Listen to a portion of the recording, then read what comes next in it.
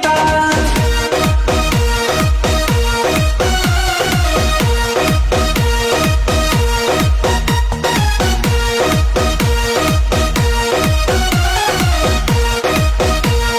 जोबन होई फ्यूज जे करबे तू यूज होई चढ़ल तोर जवानी छोड़ता काहे पानी